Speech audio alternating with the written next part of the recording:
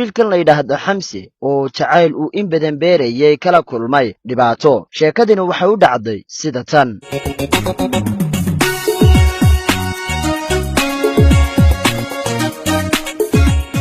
xamse waxa uu dhigan jiray mid ka mid ah jaamacadaha magaalada Hargeysa, isagoo aad ugu dadaali jiray aqoonta uu ka baranayay oo uu ahaa hormuudka jaamacadda. xamse ayaa maalin maalmaha ka mida uu baskii jaamacaddu ka tegey isaga iyo wiil ay saaxiibo ahaayeen oo la odhan jiray geedi, oo ay ahaayeen saaxiibo aad isugu dheer oo ilaa yaraantoodii meel ku soo wada koreen waxna soo wada baranayeen. markii baskii ka tegey waxa ay bilaabeen in ay lugta micinsadaan si aanay uga habsaamin jaamacadda. sidii ay socodka ugu sii jireen ayaa markii jaamacaddii ay soo gaadheen ayaa waxay la kulmeen inan doonaysa xafiiska jaamacadda oo aan kala garanaynin halka uu ku yaallo xafiiska. gabadhani waa qof uu ilaahay ku manaystay qurux iyo aftahannimo. markii indhaha xamse ay qabteen gabadhani aad ayuu ugu indhandaraandaray, markaasuu si dareen iyo kalgacal leh u eegay. wuxuu cabbaar eegaba xaggoodii ayay u soo dhaqaaqday. kadib xamse iyo saaxiibkii ayay weydiisay inantu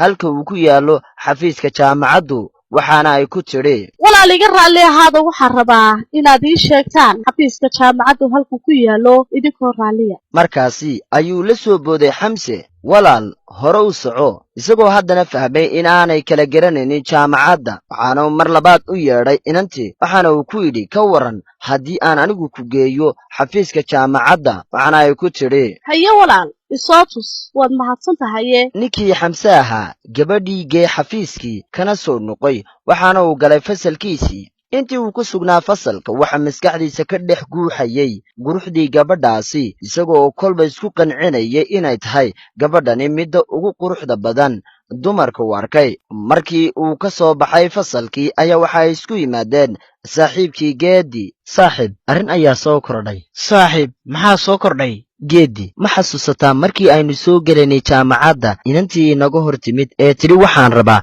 xafiiska jaamacadda? haa, gartay. dee miyaana tusin xafiiskii? saaxiib, haa waan tusay, laakiin mid kale ayaa jirta. saaxiib, ma arkaysay siday u quruxda badnayd? geedi waxa ay qaaday udugeedii iyo qaabkay u socotay ee ay tallaabada miisaanka leh u qaadaysay. geedi waxaad mooddaa quruxdii adduunka. haddaan saaxiib haysan lahaa hay-adda quruxda adduunka qiimaysa, waxaan u dooran lahaa quruxda adduunka inantaasi. saaxiib, haweenka hadda jira aamin ma lahee inaga daa, taasoo ka warran maanta casharkii. geedi, aniga oon ka salgaadhin oo aan ogaanin halka ay degan tahay iyo cidda ay tahay, taladayba tala maaha saaxiib. muddo kadib xamse oo aan dib u arag inantii ayaa subax uu soo kallahay oo uu niyadda ka leeyahay talow mar uun idhahayaa kuu saara mar kale. inantii ayaa uu nasiibkiisu la kulansiiyey.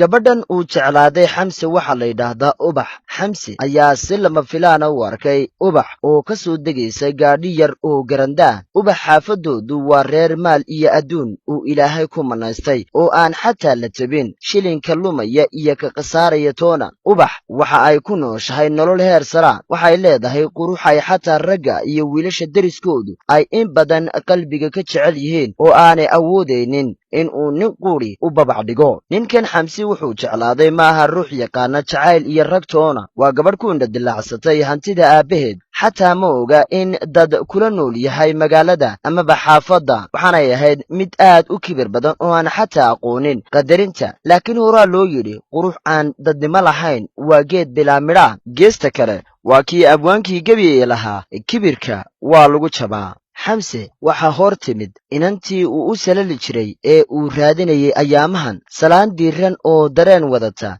kadib waxaa meesha ka dhacday isbarasho xiise ay weheliso, lambarradiina la kala qoray. ninkii xamse ahaa wuxuu galay farxad aanu hore u arag weligii inta uu dunida ku noolaa. laakiin dhibta haysatay xamse ayaa waxay ahayd uma uusan sheegan jacaylkiisa inantan ubax ah. waxa uu habeen iyo dharaarna ka fikiri jiray goor uu u sheegan doono jacaylkiisa, isagoo mar kasta niyadda iska odhan jiray, ma inanta walaaltinimadu idinka dhaxayso ayaad odhan waan ku jeclahay? maya ninyow, taasi waa waxaan suurtagal ahayn. laakiin ma u sheegtaa mise waan qarsadaa? laakiin sawtii hore loo yidhi waxaad qarsataa way ku qarsadaan. iska daa, maalin ayaan sugayaa ay isoo marteen sidii caadiga ahayd ee uu mar walba ula soo hadlayey marna uu jaamacadda u soo raacayey ayaa maalin saaxiibkii arkay isagoo la socda ubax markaasi ayuu yaabay xamse ayaa ku yidhi saaxiibkii saaxiib geeddi ii warran waa aan fiicanahay ayuu ku yidhi geeddi waxaana uu halkaasi isku baray inantii ubax ahayd iyo saaxiibkii geeddi ayaa ku yidhi saaxiibkii xamse saaxiib markaaad ka soo noqoto ii kaalay arrin ayaan kuu hayaaye xamse ka yimid ubax una yimid saaxiibkii geeddi markaasi ayuu ku yidhi saaxiib waan kuu imide maxaa dhacay waxaana uu ku yidhi geeddi saaxiibkii xamsow idhegayso saaxiib gabadhaa isaga hadh iskana ilow saaxiib waayo waxaan rabay inay gabadhaydii noqoto waxaan rabay dhowaan inaan u sheego inaan jecelahay ilaa intaas oo dhan waxaan u daba socday waa jacaylka aan u qabo geeddi ha ilaawin waa qof aad u qurux badan maxaad ku diidan tahay xamsow saaxiib anigu saaxiibka ayaan ahay mana jecli in dhibaata ay ku soo gaadho saaxiib gabadhani waxay ka dhalatay reer lacag leh oo waxaan ka baqayaa inay kugu dan gaadho saaxiib ha ilaawin waxa ku ilaashanaya hooyo iyo 6 carruura oo agoona saaxiib maanta waxa ay sugayaan goorta aad adigu mas-uuliyadda la wareegi doonto hooyadaa waxay maalin walba milixda ugu iibisaa khudaarta waa sidii ay mustaqbalkaaga waxbarasho u soo saari lahayd saaxiib ka fikir naftaada iyo 6diina carruura jacaylkani waxa uu yimid xilli aan kugu munaasib hayn hadimada ka dhowrso shana marinkeeda haybso tallaabada halkaad dhigayso horteeda balaad fiirso tallaabada halkaad dhigayso horteeda balaad fiirso saaxiib waxaan kugu waaninayaa inaad faraha kala baxdo waa talo aan ku siiyey saaxiib geeddi shaydaanka iska naar wax kastaana waynu dhammaynaynaa ee inaga daa saaxiib warkaasoo ina mari saaxiibkay xamsow dantaada ka fikir oo gabadhan baddeeda ka bax waxaan kaaga baqayaa gabadhan aad leedahay way iga farxinaysaa inay berri kaa oohin doonto oo ay cidlo kaaga dhaqaaqdo saaxiib mar dambe yaan kugu arkin inantan iyo magaceeda toona haddii aan ahay saaxiibkaa saaxiib geeddi waa yahay mar dambe lama kulmayo magaceedana halkaasi ayaan kaga dhaqaaqaya saaxiibadii ballan ayay wada galeen inaanu xamse la kulmin ubax laakiin horaa loo yidhi nin meeli u caddahay meeli ka madow xamsena waxa u muuqato uu keliyaata quruxda iyo jacaylka uu u qaaday inantii ubax ahayd ayaa waxay dhowr cisho isku tidhi horta xamse waa maxay sababtan uu mar kasta uu kugu yimaado kuguna yidhaahdo hadalladan macaani iyo u raxlayntan badan bal aan ogaado ujeeddada ka dambaysa maalin casara ayay ubax la soo hadashay wiilkii xamse ahaa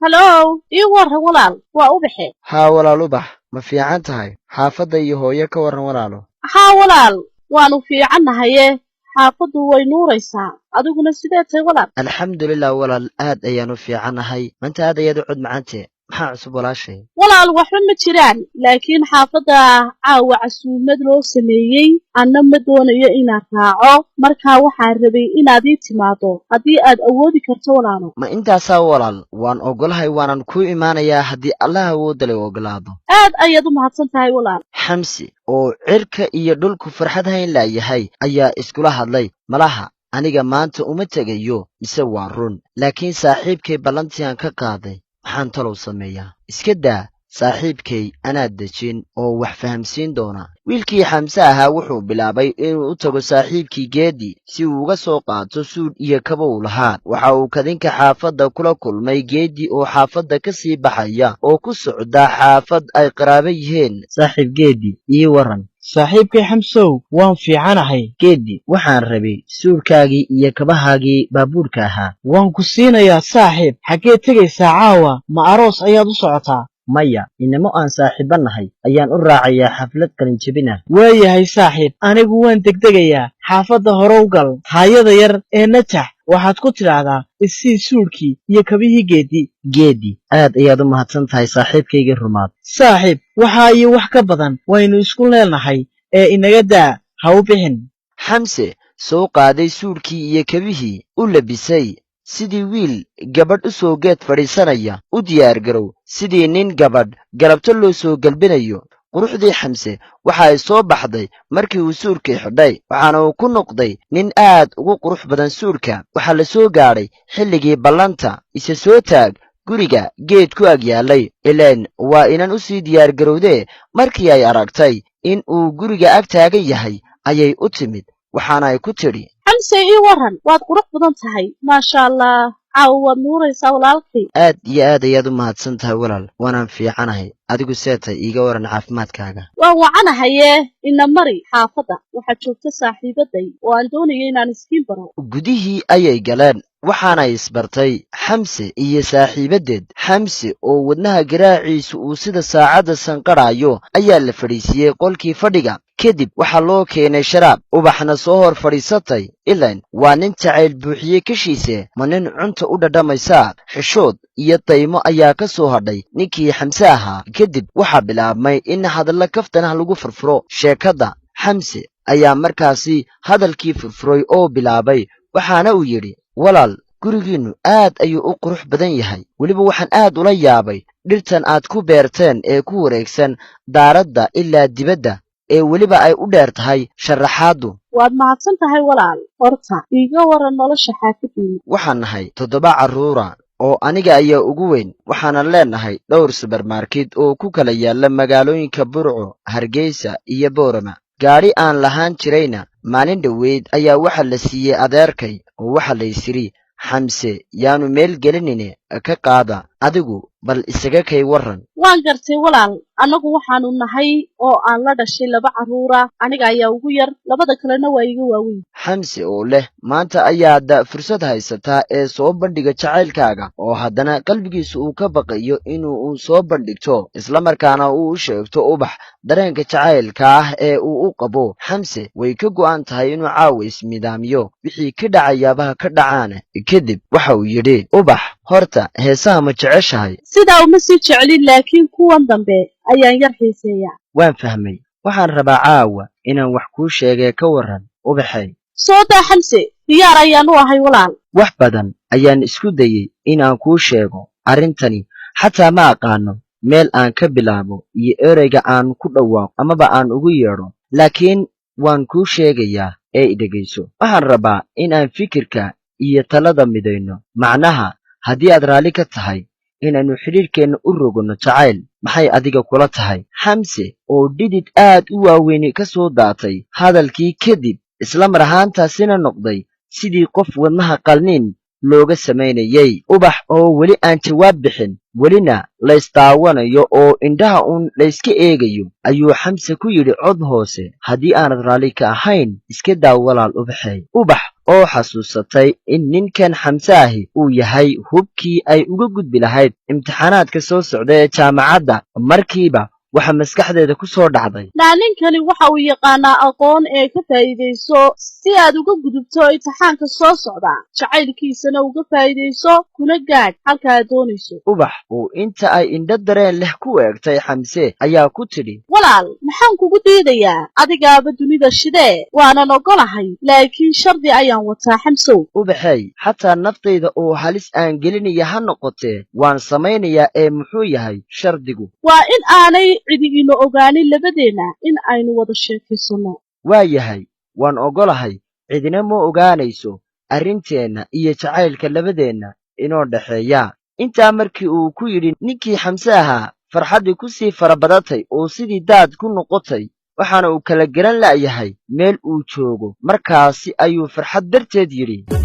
sadaashahankayga markuu sadrigaygu su'aalaya dookha inuu sawirkeeda cashaqa ku sifeeyo daruur subax hortay sax baanu arkaadhe sax baanu arkaadhe waxaa sidii loo sii wada socday dhiisha jacaylkana laysu dhansiinayey uu xiisihii iyo jacaylkii uu noqday midkan baqadiyeen dadkaba u bogoor jacaylka ube ubax soo baxa jacaylka ube ubax soo baxa midii badee xubigay bartee beerkay alushaay jacaylka u beer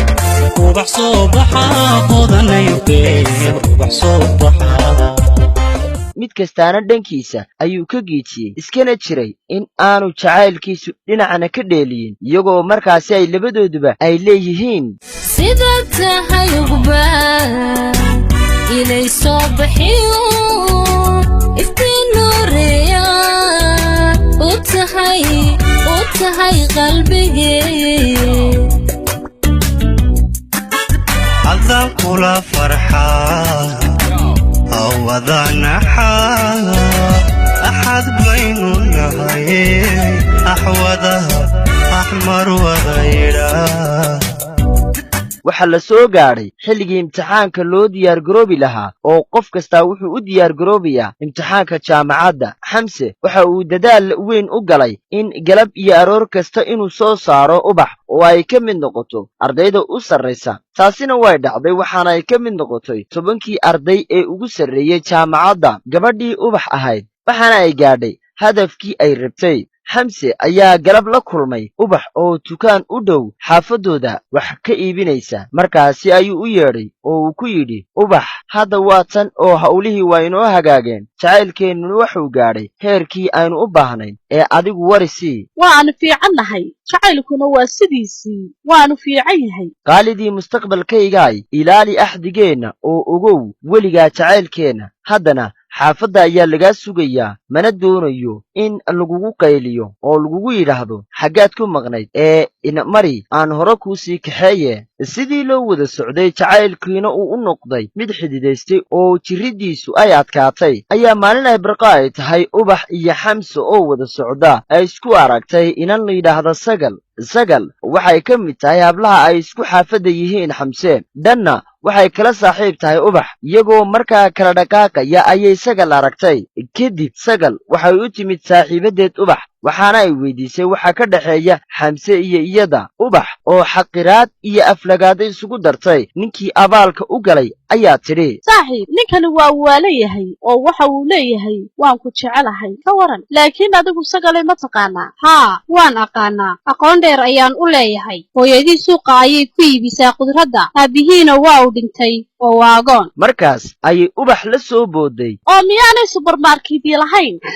maa subarmarkid baad ka hadlaysaa waxay degan yihiin cariish ubax oo muddo badan raadinaysay dariiqii ay qiil uga dhigan lahayd inay kaga takhallusto jacaylkiisa cidlana uga dhaqaaqdo ayaa tidhi oo been ayuu igula socday intaasoo dhan saaxiib caawa ii kaalay waxa ku dhaca haddaannu dhagaha faraha gelin oo aanu ka xanaaqin inan dambe oo lacag leh ilay ninku danaysta weeyaan ujeeddadu ka lahaa waan ku jecelahay aan ku arko isla goobtii iyadoo taagan ayay la hadashay xamse oo ay ballamisay kana codsatay inuu caawa u yimaado xamse oo u riyaaqay inuu la kulmayo ubax ayaa yidhi waan kuu imaanayaa xabibi xamse ayaa u tegey saaxiibkii geedi una sheegay halkay wax marayaan waxaa kaloo uu u sheegay inuu guul gaadhay oo uu hadda jacaylkiisii haysto kadib geedi ayaa ku yidhi saaxiibkii xamsow anigu guushaadaan jeclahay ee haddaad is haysataan hadda waan soo dhowaynayaa dumaashiday markaa saaxiib sida ugu dhaqsaha badan waa inaad subkaaya bartaa dumaashiday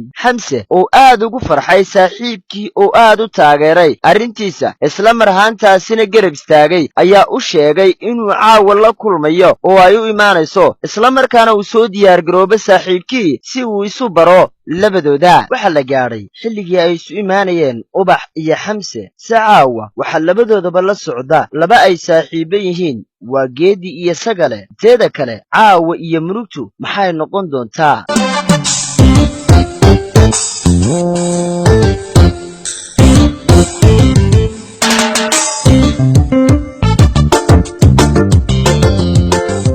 markii goobtii laysugu yimid salaan iyo isbarasho kadib ubax ayaa gooni ula dhaqaaqday xamse waxaana ay ku tidhi xamse waxaan doonayaa inaan arrin kuu sheego taasi oo ah walaal jacaylkeenu ma aha mid suuragala waayo anigu diyaaru ma ihi in aan kula sii wado sababtana adigaa leh ee halkaas haynoo kala joog. xamse ayaa markaasi ugu jawaabay walaal ubaxay maxaa dhacay ee aanu u suurtogelinin jacaylkeennu sawtii aynu axdi dhigannay maxaa hadda keenay arrintani miyaanu jacaylkaygu ku qancin walaal waa ku sidee ubax dhegayso xamsow waa maxay duruufta kugu kaliftay in aad been ii sheegto taasi oo ah inaad igu tidhi waxaanu leenahay subermarketyo iyo in aad hanti aad leedihiin oo beenbeen aad ii sheegto. ubax walaal sababta igu kaliftay inaan been kuu sheego waxa weeyaan adigu haddii aan runta kuu sheegi lahaa adigu may aqbali lahayd waa maya jawaabtu taasina waxaan u sameeyey si aan isaga kaa dhigo qof hantiilaa isla markaana aad isku mid tihiin teeda kale waxaa arrintan oo dhan keenay waa jacaylka aan adiga kuu qaaday sidaa daraaddeed waxaan u sameeyey oo qudhiyaata waxa weeyaan sidii aan ugu guulaysan lahaa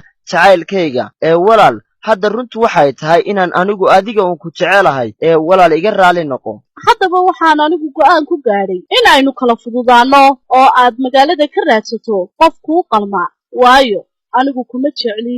waxaad samaysaa qofku jecel raadso haddana hadalka soo gaadaxiiso. haddaan ku fahmay ubaxay ma markaad ogaatay inaanan hanti lahayn ayaad cidlaygaga dhaqaaqaysaa walaal sidaa ha samaynin ubaxay waayo ilaahay ayaa hantida bixiya ee walaal ubaxay waxaad samaynaysaa waa qalad haddaanad jeclayn maxaad sidan iigu soo dhowaatay ee aad iila gashay axdiga iyo ballanta beenta teeda kale ereyadii macaanaa iyo halkudhigyadii macaanaa ee aad mar kasta iigu sheekayn jirtay ma been bay ahaayeen ubaxay jacaylkii aad igu odhan jirtay mar kasta ku soo dhowow ma been buu ahaa isu imaatinkeennii iyo wada qosolkeennii iyo wada socodkeedii ma waxay ahaayeen kuwo aad dan gaara ka lahayd oo been ah ubaxeey waxaad samaynaysaa walaal waa qalad ballantaadala gashayna inaad ka baxdaa waa qalad. xamsow anigu ballantaan kula galay ujeeddadeedu waxay ahayd inaan ka mid noqdo ardayda ugu sarraysa jaamacadda waayo markii aan ogaaday in aad tahay qof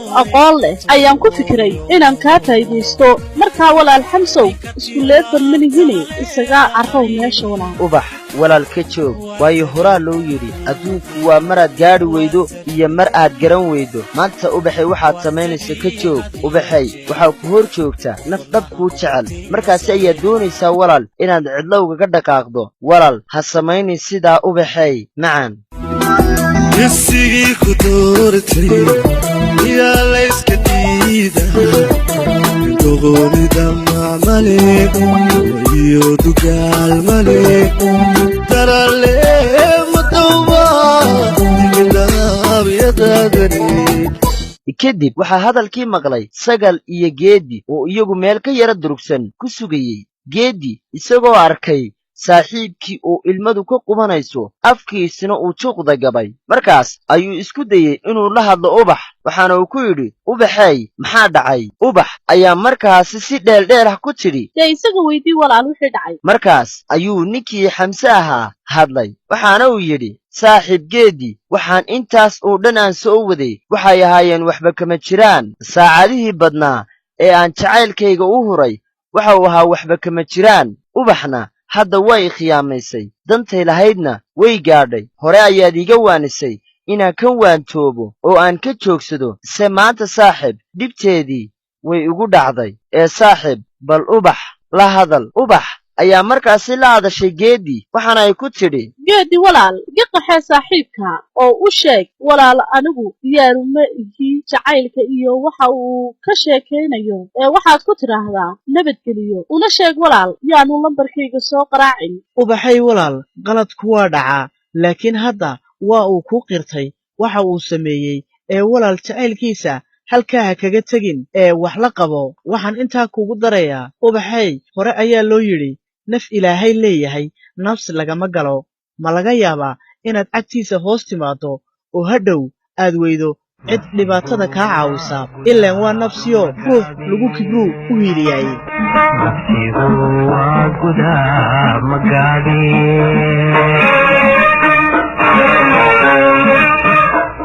marka uu gumaaday dhaxalkiisa gaadhiye walaal baddaa ka bax aniga nafsigu ha yimaadee imikana waan tegayaa khayr ayaan idin rajaynayaa. kadib xamse oo hadalkiisu u noqday ilmo iyo calaacal ayaa ku yidhi saaxiibkii geedi saaxiib qabo yaanay tegine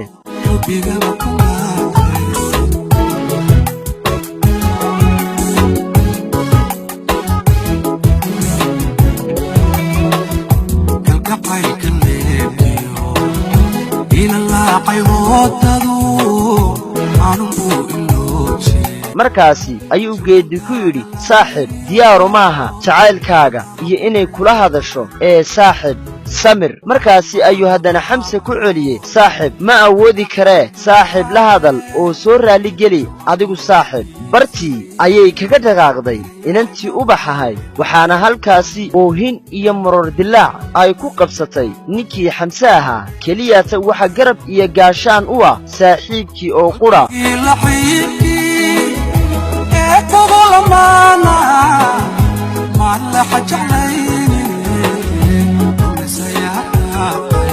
markaasi ayuu geedi soo kaxeeyey waxaana uu geeyey ninkii xamse ahaa xaafaddoodii xamse ayaa markii uu xaafaddii hor geeyey geedi ku yidhi saaxiib waad arkaysaa caawa dhibta igu dhacday waad arkaysaa sida loo khiyaameeyey naftayda waad arkaysaa sida axdi beena layla galay saaxiib beritoole u tagoo saaxiib ii soo maslax adigu wuxuu saaxiib samee arrintayadan soo dhex gal geedi ayaa ku yidhi saaxiib beritoole anigaa u tegaya wax kastana ka soo dhaadhicinaya ee iminkana waa daallan tahay jiibso shayddaankana iska naar ninkii xamse ahaa gudihii ayuu galay xaafaddiina waxba umuusa sheegin qolkiisii ayuu hoosta ka soo xidhay keliyata waxay u ahayd ilmo iyo ciil iyo iscelkaambi waxaana kow la soo noqday waayaha iyo walbahaarka jacaylka wuxuuna noqday maqana jooga waxaana uu yidhi isagoo isla hadlaya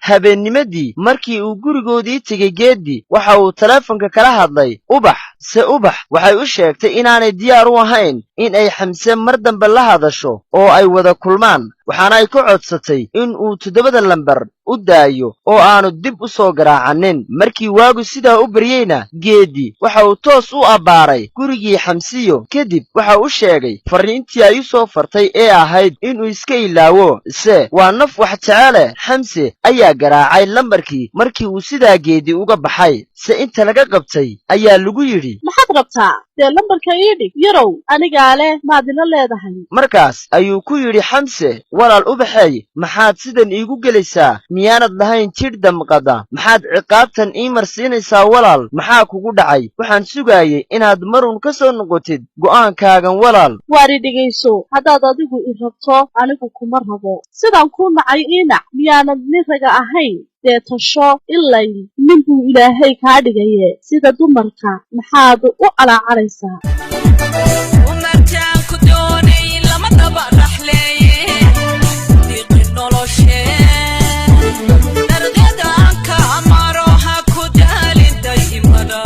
ubaxay walaal waan kuu qirtay inaan qaldanaa xataa haddii aad dan kala wadatay waan kaa oggolahay laakiin walaal cidlaha iiga tegin naf kuu baahan baanahay maanta walaal ubaxay ma laga yaabaa inaad berri ka qoomamayso waxaanaad igu samaynayso waayo hore ayaa loo yidhi qof waliba wuxuu dhigtuu dhaxalkeeda maalaa walaal maanta qalad ha iga gelin oo ha igu qaldamin amay foolxumo kugu noqotaa naftan aad maanta eryaysid inaad berri ku soo orodid waxaa lagu dhigay taleefonkii waana laga xidhay waxa uu ninkii xamse ahaa arkay in aan cid u soo socotaa aanay jirin ee uu tashado haddana waa naf wax jeceleh waxa uu go'aanku ku noqdaa u qaanowaa markaasuu haddana naftiisa ku qanciyey iska daa rabbi baa jire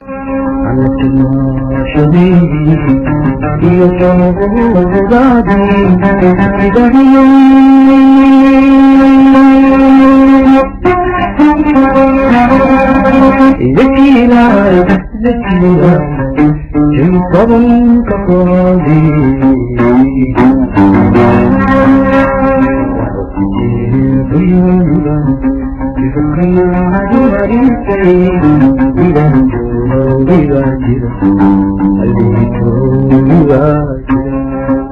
xamse oo isla sii hadlaya ayaa haddana wuxuu yidhi jacaylkaa maantay khiyaameeyey ee igu jiheeyey jarka dheer dib u jalleeci maayo waan ka jeesanayaa saaxiibkii geeddi ayaa u yimi waxaana uu u sheegay inuu la hadlay ubax waxaana uu uga warramay wixii ay ku tidhi geeddi ayaa isaga oo saaxiibkii dhiiri gelinaya ku yidhi saaxib inaga daa adduunyadu waa harkaa labadiisa gelin maalinba ruux ayuu gacanta ugu jiraa maalin ayaa ku soo mari doonta saaxib aad gacantaadna ku dhigi doonto wax kasta saaxib nafsi baa jiree oo kuu hiilin doona saaxibe ee iska daa oo qalbigaaga iyo naftaada intaba ka masax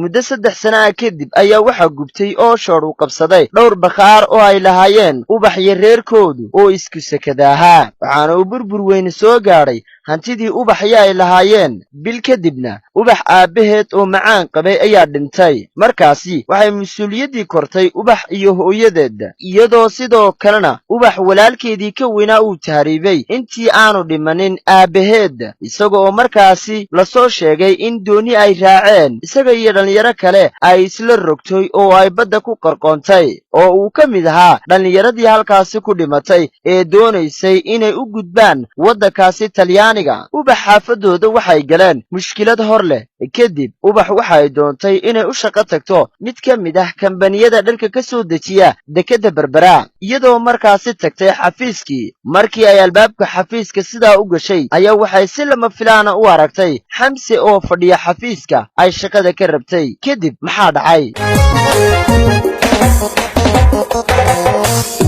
xamse waa agaasimaha shirkadda oo isaga ah maamulaha salaan iyo soo dhoweyn kadib waxa uu qoray shaqadii ubaxna wuxuu ka dhigay xoghayn sidaasi ayay kaga mid noqotay ubax shaqaalaha shirkadda ka shaqeeya sidii ay u soo shaqo tegi jirtay ayaa maalin waxay sarkeen saaxiibadeed sagal la isbariidi kadib saaxiibadeed waxay weydiisay halka ay ka shaqayso waana ay u sheegtay shirkadda ay ka shaqayso markaasi ayay u sheegtay inay ka shaqayso shirkad dharka ka soo dejisa magaalada berbera waxaana ay ku tidhi sagaley xafiiska waxaa agaasimo ka ah xamse sagal oo yaaban ayaa tidhi ma ninkii berigii aad xumaysay oo siduu shaqo kuugu oggolaaday amba ma garanayo laakiin waa qof fiican ismaan lahayn waa uu ku gacan qabanayaa oo laakiin saaxiib ma xasuusataa sidaad u gashay wiilka xamse walaal waan ogahay sidii dhaqamada xumayd ee aan ku dheeldheelay jacaylkiisa daacadda ahaa oo maanta waxaa sidaa ii galay waa nafsigii aan ka galay walaal nafsigii aan galayba ku soo gadoomo adaa gacan sarreeye ama warankayga guux guulaha gudan oo saaxiib horta muu guursaday mayo walaal alla saaxiib naagta heshaa nasiib la xamse ee ka faa'iidayso oo dib u soo cesho walaal taasi ma suuro gelayso isna ma yeelayo ayaan u malaynayaa saaxiib qofkii shaqadayii siiyey kuma odhan karo aan dib isugu soo noqonno haddana saaxiib waan habsaameeye nabadgeliyo ilayn waa dumare habeenkii markii la gaadhay ee ay hawlihii guriga dhammaysay isla markaasina ay firaashkeedii dul jiifsatay ayaa waxay dib ka xasuusatay sidii ay u gashay ilayn dareen jacayl lama dafiree waa lala soo dersay inantii ubax ilaa ay gaadhay inay shaqadii ka habsaantay dhowr cisho عشق وايدي بيو ودي بعايا بيركو بقول الكرديهو أذان كودي بانيه إنا عايقا سوئي aakhirkii arrintu sida ay tahay waxay farta ka saartay saaxiibadeed sagal iyadoo markaasi sagal ay tala ku siisay in ay u bandhigto arrinta oo dhan xamse xataa haddii uu ka diido ay u samirto inta uu ka aqbalayo maalintaa wixii ka dambeeyey ubax waxay ku fikiraysay sidii ay maalin uun u ballamin lahayd kadib maalin ayay heshay isagoo ag maraya xaafadooda waxaana ay ku tidhi wey walaal xamse ii warrama fiican tahay walaal xamse ayaa markaasi u jawaabay waxaana uu ku yidhi walaal waan wacaanahe xaafadda iyo hooyo ka warran way fiican yihiin adna xaafadii ka waran waa la wada fiican yahay xaalkuna waa wanaagsan yahay alxamdulilah walaal arrin ayaa jirtay goormaan ku heli karaa walaal hadda ii sheeg walaal habeen dambe ka waran walaal kolley waan iska shaqo badanahay oo uma malaynaya inaan haleelaye haddii aanan shaqo haynin waan kuu imanayaa haddii aan la yidhaahdo sidii waagii ayaa haddana labadii saaxiib ee markhaatiga ka ahaa guuldaradii xamse ay soo kala raaceen waa saaxiibkii geeddi iyo saaxiibaddeed sagal kadib maxaa dhici doona talow habeennimadii la soo gaadh ubaxna waxa ay tagtay goobtii ballanta xilli ka horraysay xilligii ballanta iyadoo wadata saaxiibaddeed soo gaadhay xamse iyo saaxiibkii salaan kadib ubax iyo xamse ayaa loo kala dhaqaaqay tabtii waagii hore oo kale ubax ayaa markaasi xamse waxay ku tidhi walaal waxaan rabaa caawa in aan xidhiirkeennii soo celinno siduu kula yahay xamsow markaas ayuu xamse ugu jawaabay isagoo qoslaya walaal inaga daa ciyaarto maxaad halkan iigu yeedhay walaal waan ogahay inaan qalad kaa galaye walaal ha iga aarsane walaal maanta cagtaada hoosteedaan aalaayo ii naxariiso walaal waxay qaladkan aad ka hadlaysaa naf ayaa waali gaadhay markaasaad i leedahay ii naxariiso idhegayso ubaxay hadalkayga kadibna sanqadha imaqashii taadaad ka hadashaye tay haweeni mariyeen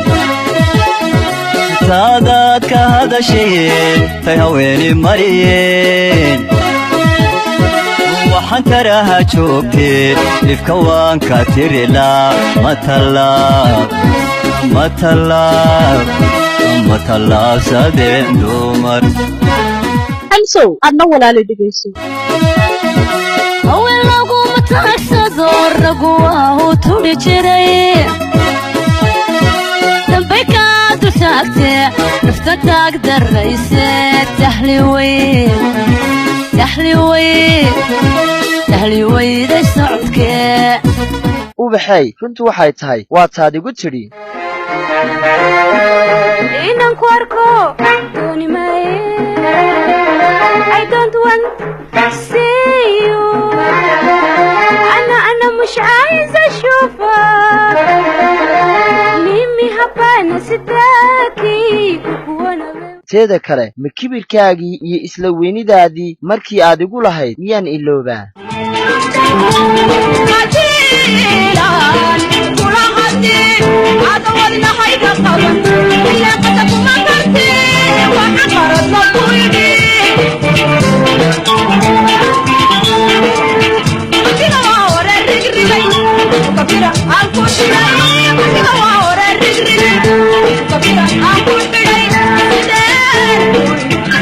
haddaba walaal dhabbada cagta saaro hayga sugin arxane inagu kala dhaqaaji adigaa yidhi nin ragaa tahee tasho adna tasho gabadh baa tahee agtada haddaan shalay uu bax dhigay mantana urusho anaa aase maxaad uga oli halkaas uu ordaysay jacayle barkeenay dibcaha ixtiraamka markuu omasdaaqay maxaad ugu oontay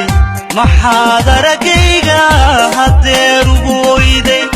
adoona fariirin markaaga adkayso albaabka wanaagu dhexdeenna ka awdan albaabka wanaagu dhexdeenna ka awdan goobtii ayuu kaga dhaqaaqay iyadoo tabtii u ilmaynaysa uu u ilmaynayey waagii hore ayaa loo yidhi cuquba halkii lagu galay caw ku hurudaa carruurtay ka laysaa ninkii caanabaas dhammee inantii ubax ahayd halkii ayay oohin iyo qoomamayn ka bilowday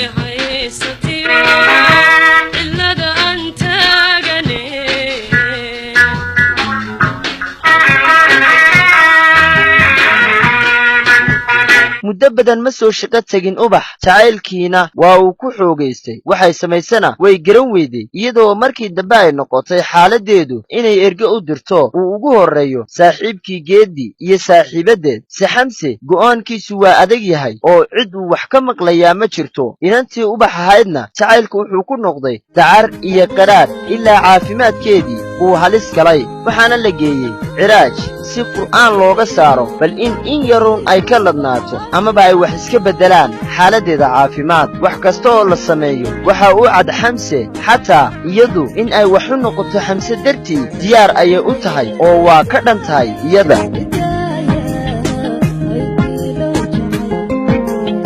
teeda kale waxa ogaaday dadkii xaafad iyagoo markaasi ku sheekaysanaya meel kastoo xaafadda ka mid a isla markaana ku hadalhaya dadka qaar ayaa yidhaahda war miyaanu nin ahayn wuxuu waa dumare muu isaga dulqaatuu iska saamaxo qaar kale ayaa yidhaahda waa abaalkeeda ee hamarta ciqaabta waxay in muddaha arrintu sidaa u cakirnaato ayaa waxa uu maalin maalmaha ka mid ah uu arkay ubax mar alle markii ay aragtay ubax xamse oo maraya waddo ayay ku soo carartay kadib waxay damacday inuu la hadasho waxaana uu ku yidhi intii aanay hadalba maxaad doonaysaa maxaad se rabtaa orod waad xanuunsanaysaaye ma haddaad ii soo baahatay waxba kuuma qaban karee orod iga tag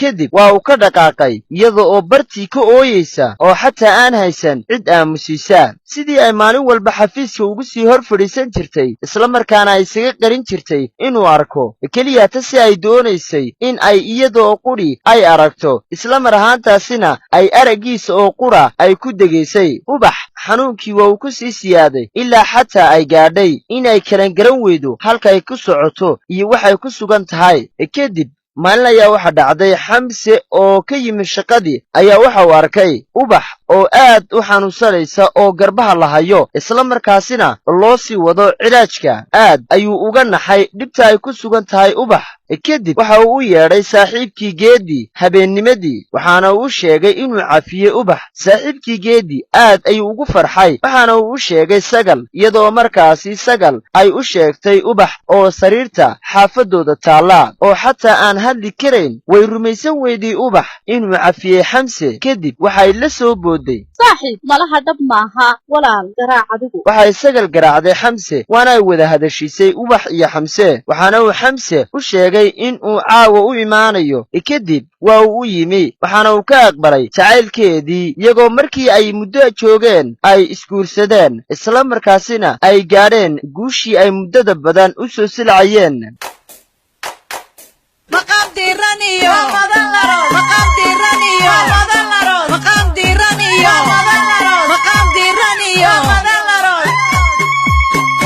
waxaa kaloo ay guul u noqotay xamse oo ay ahayd riyo uu in badan ku riyoon jiray geesta kale aroosku wuxuu ahaa mid farxad aad u badan ee ay ka dhalatay waxayna goobtaa isku caalmaday geeddii iyo sagal dhowr cisho kadibna meherkoodii iyo arooskoodii ayaa dhacay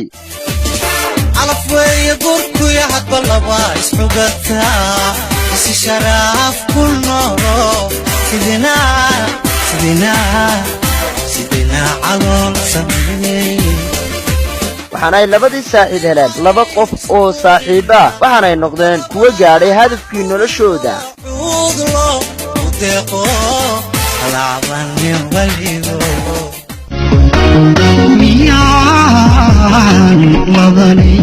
intaas ayaan dhegaystayaal ku soo gabagabaynaa gabayhaanba sheekadiina magac baxday dulmi jacayl nafsi baa daagtiya habeenta iyo farsamada iyo isku dubaridka waxaa iskale maxamed qaliile dhanka tirintana dhegaystayaal waxaa nagala qayb galay hodan maxamuud cabdi cabdirasaaq xasan maxamed afgaab iyo ama maxamuud cabdi abu hureyra maxamed cabdi qaliile dhammaantii dhegaystayaal intaynu sheekada lamida ku kulmi doono waxaan ugu tegaynaa sidaas iyo amanaallah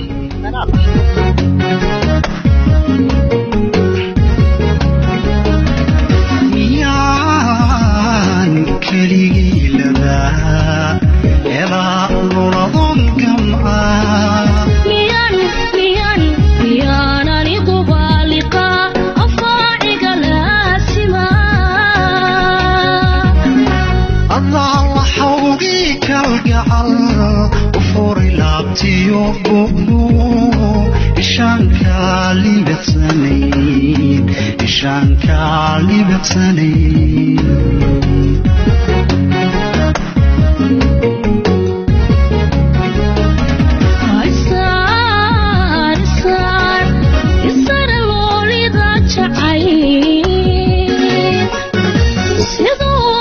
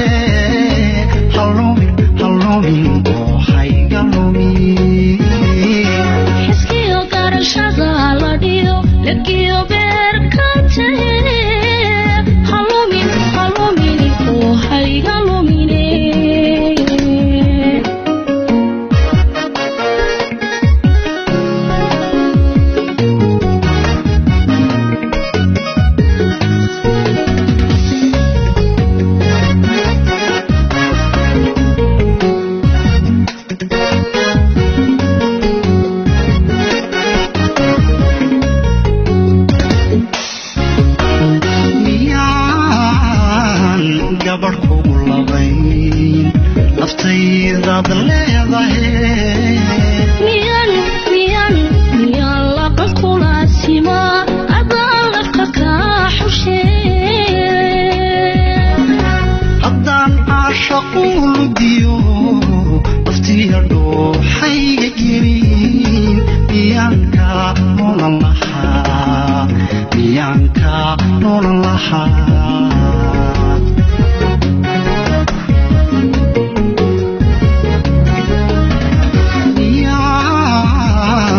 gabadh kugu labayn naftaydaad leedahay miyaan laqa kula simaa adaan lafka kaa xushee haddaan caashaqu ludiyo naftiya dhuuxayga gelin miyaanka noolan lahaa miyaanka noolan lahaa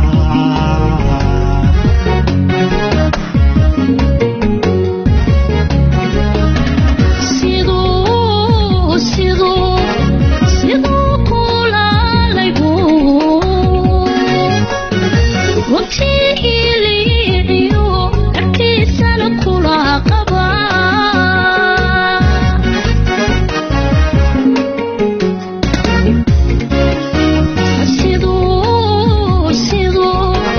siduu kulaalaybu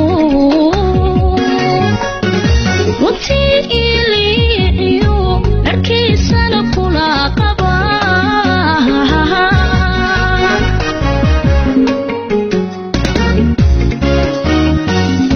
biyaha lagu luuntirtiyo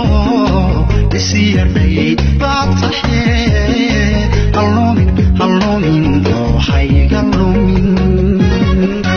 libiyo liibaanifiyo dhammaane dhaafanahe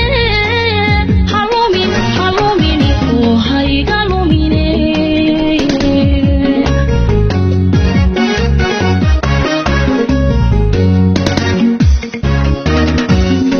biyaha lagu luuntirtiyo